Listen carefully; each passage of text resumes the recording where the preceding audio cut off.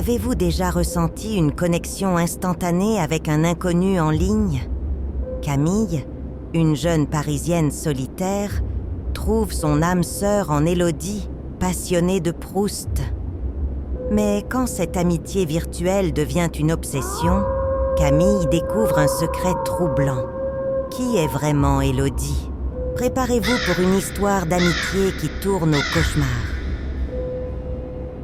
Je n'ai jamais été à l'aise dans les foules. Paris, avec toute sa beauté et son effervescence, me faisait souvent me sentir encore plus seule.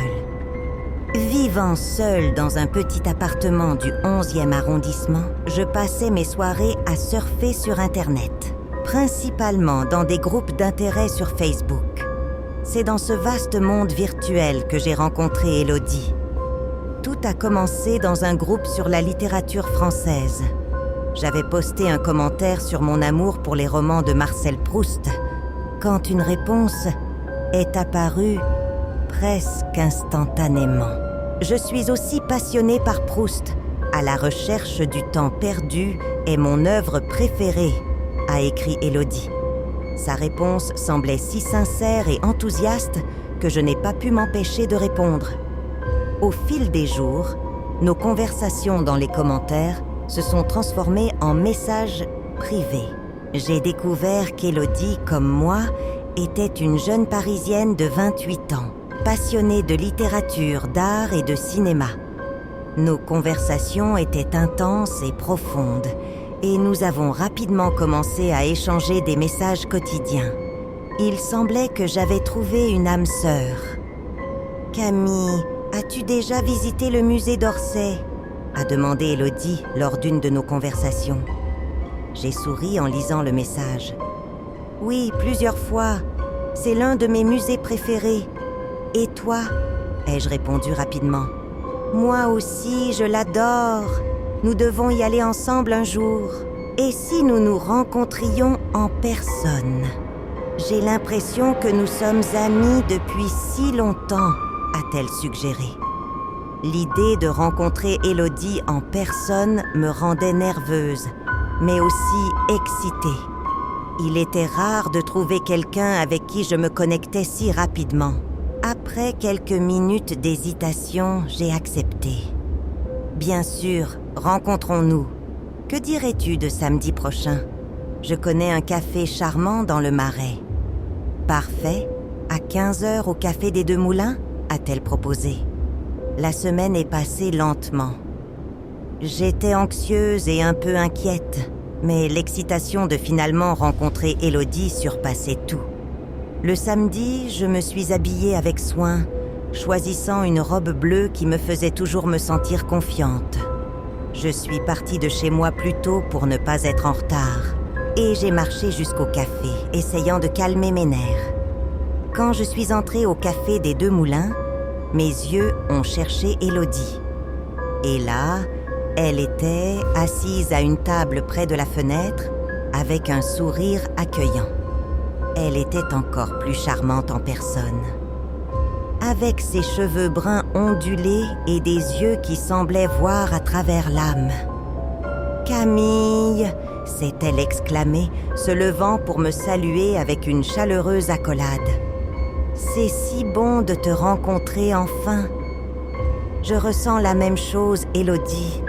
On dirait que nous sommes amis depuis des années. » ai-je répondu en souriant. Nous nous sommes installés et avons commencé à discuter. Les heures ont filé entre rires et histoires. Nous avons découvert encore plus de centres d'intérêt communs, des films anciens à notre passion pour la cuisine. C'était comme si nous avions trouvé une pièce manquante dans nos vies. Je savais que nous serions amis dès le premier moment où j'ai lu ton commentaire sur Proust, a dit Élodie, alors que nous finissions nos cafés.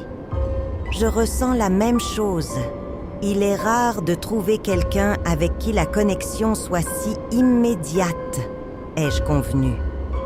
Quand l'addition est arrivée, Élodie a insisté pour payer. Laisse-moi faire ça. Considère-le comme un cadeau pour notre nouvelle amitié, a-t-elle dit en souriant. À contre-cœur, j'ai accepté. Elle m'a alors surpris avec un petit paquet. « J'ai quelque chose pour toi. » J'ai déballé le cadeau et trouvé une broche ancienne, délicate et belle. « C'est magnifique, Élodie. Merci beaucoup.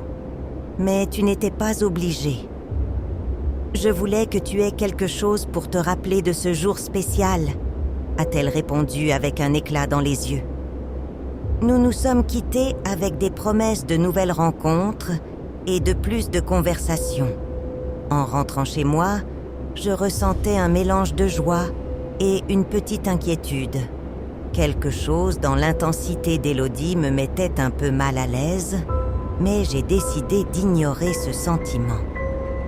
Après tout, il était rare de trouver une amitié aussi prometteuse.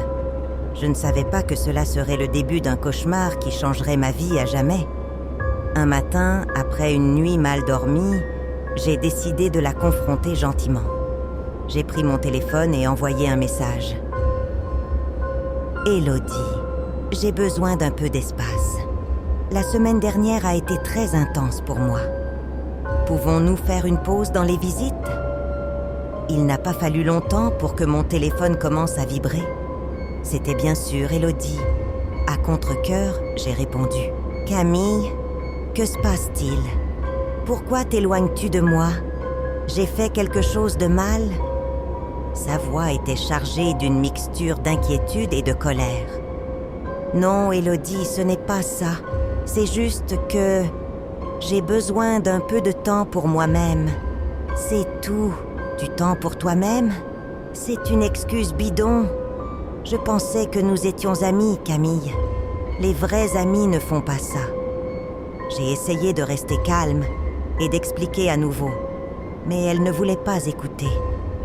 L'appel s'est terminé abruptement et j'ai senti un nœud se former dans mon estomac. Quelque chose en moi savait que cela ne se terminerait pas bien. Dans les jours suivants, les messages d'Élodie sont devenus de plus en plus agressifs. Elle m'accusait de trahison, de jouer avec ses sentiments. J'ai lu l'un des messages à haute voix pour moi-même, incrédule. « Comment as-tu pu me faire ça, Camille? Je t'ai confié ma vie et maintenant tu me poignardes dans le dos. Traîtresse !» La situation est devenue insoutenable. J'ai décidé de bloquer Élodie sur les réseaux sociaux et de changer de numéro de téléphone. Je me sentais coupable, mais en même temps, je savais que c'était nécessaire pour ma propre santé mentale. Le lendemain matin, je me suis réveillée avec une avalanche de messages. Elle voulait savoir si j'avais aimé la soirée, si je voulais déjeuner ensemble et ainsi de suite. La pression constante commençait à m'étouffer. « Élodie, nous devons parler de ça. » Ai-je envoyé un message, essayant d'être le plus gentil possible. Mais au fond, je savais que les choses étaient sur le point de devenir encore plus compliquées. Je savais que j'avais besoin d'aide. J'ai appelé la police et j'ai raconté tout le comportement effrayant d'Élodie. La police est arrivée rapidement, mais Élodie était déjà partie. Ils m'ont assuré qu'ils feraient une enquête, mais je me sentais toujours vulnérable et exposée.